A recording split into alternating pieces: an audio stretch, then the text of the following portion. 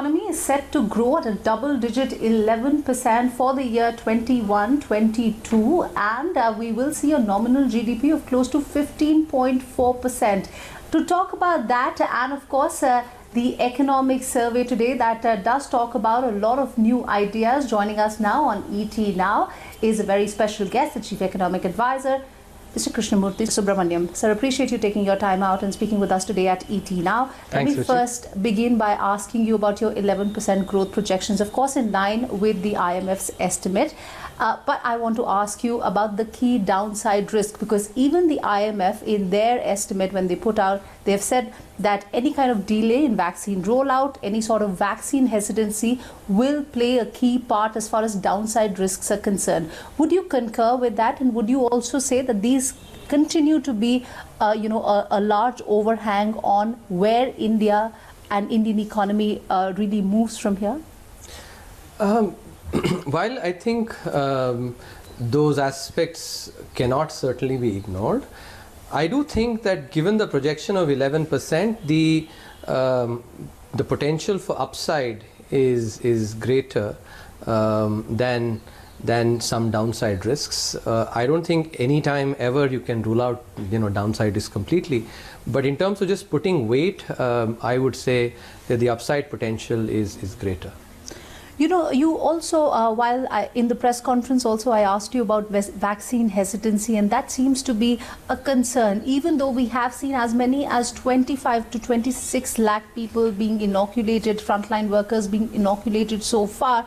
But there has been a lot of talk about one of the two vaccines that has been cleared, even though now ICMR has said that they are, clearing the phase 3 trials as well. I want to understand from you, do you believe that vaccine hesitancy could be a big downside risk going forward?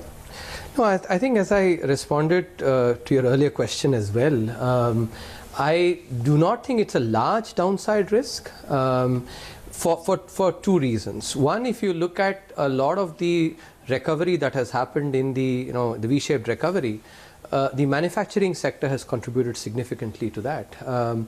The service sector is affected far more by, and even within the service sector, if you look at the PMI indices that have actually grown, they've grown despite the contact-based service sectors like tourism, some of those continuing to be impacted because of the pandemic. So on both counts, if you look at, I don't think the manufacturing sector will get impacted by the vaccination, one way or the other. The only sectors that actually do get influenced are these contact-based service sectors, where, if you focus on the fact that there is a large amount of vaccination happening, and at some stage also, and this is again epidemiological research shows that the herd immunity that comes in also can actually lead to the possibility of increase in cases going down.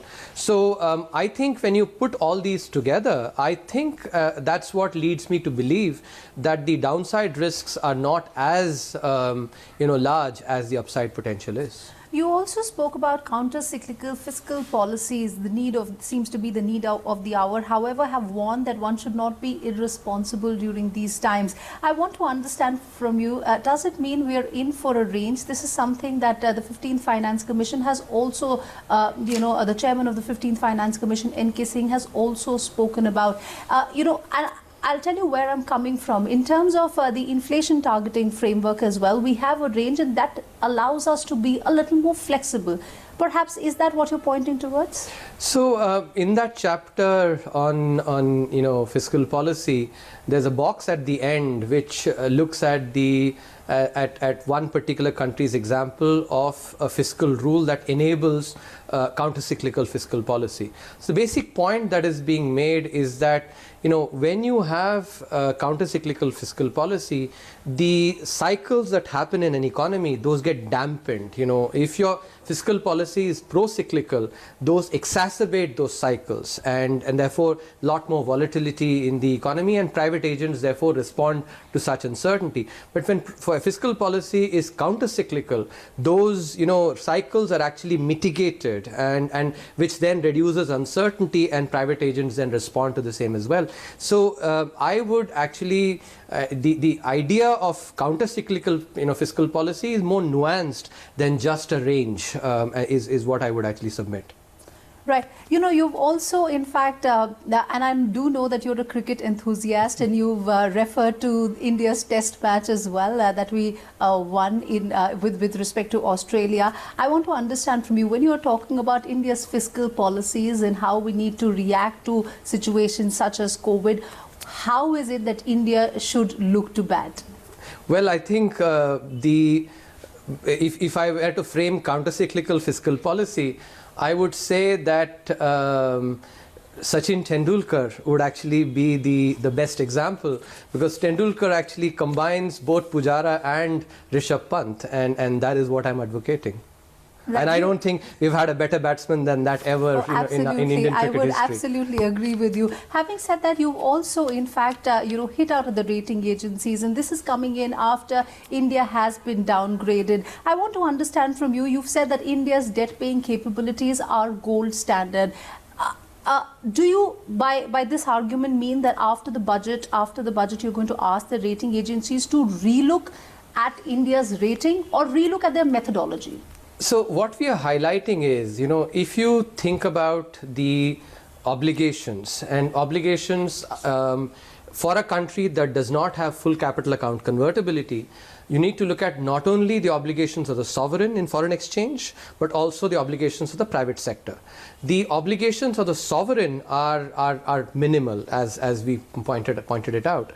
But even if you take into account the private sector's obligations, and they need to basically go to the central bank, give rupees and get foreign exchange in return, even if you take all that into account, and not just short-term debt, but you take total debt, our foreign exchange reserves now are greater than our total obligations. What that means, and if you think about basically, and this parallel is always useful to think, to use, if a company has more cash sitting on its books than the debt that it has, then the probability that it will be able to repay that debt is 100%. It's the same for India as well.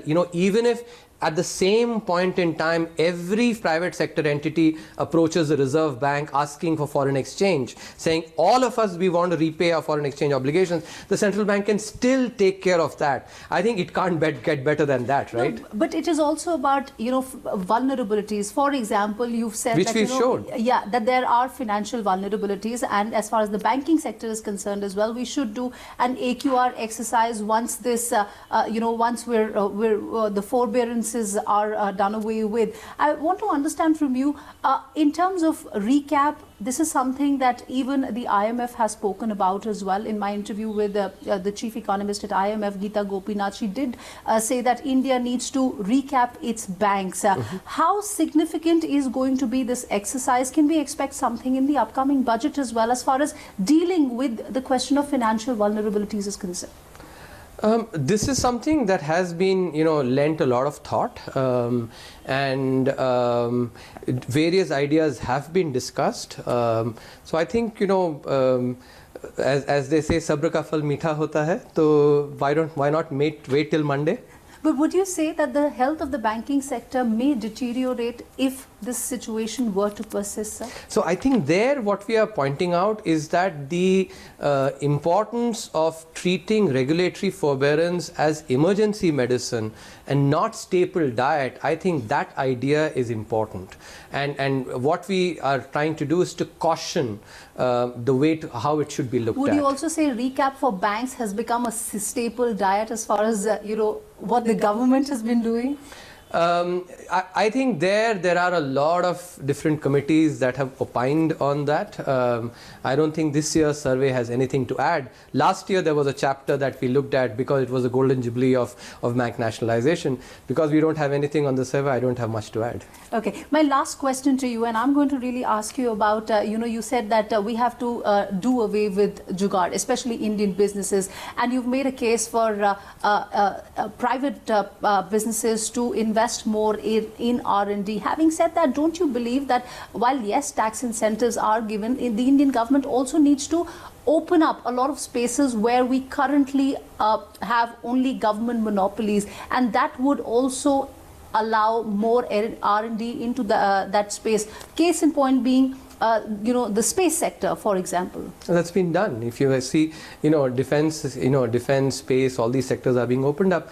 But firstly, from an economic research perspective, I am not convinced that the point that you are mentioning in terms of sectors that the government still occupies is a hindrance for innovation in the I would like to, for instance, go into during the time when the the information technology sector was really generating a lot of cash flows. One could possibly think that that might have been the time to actually work pour cash flows in and generate the WhatsApp and have become the world leader. That's the basic idea that we are trying to mention, which is that the proportion contributed by the by private sector to gross expenditure on R&D is much lower than that in advanced economies at 37%. Theirs is close to 68%. The government does a lot of heavy lifting in innovation, and so the idea, just from intrinsic benefits that firms can get from innovation, they need to be focusing on it. I completely forgot to ask you about the healthcare spends, and you've said that the time for it is now. How crucial is going to be that aspect in the upcoming budget? And this is my last question. Very much, very much. I think right now the focus has to be on ensuring the vaccination proceeds really well, and the necessary funds for that should be allocated, because if the vaccination goes through as you had mentioned, that would actually be a good stimulus as well. So and then going forward, actually a path needs to be laid for this. In fact, Swaminathan Iyer, in a conversation with us, said that one of the biggest depressing factors in the Indian economy is vaccination. On that note, I'll leave you, sir. Thank you very much for joining us. Thank you very much, Ruchi. Thank you, sir.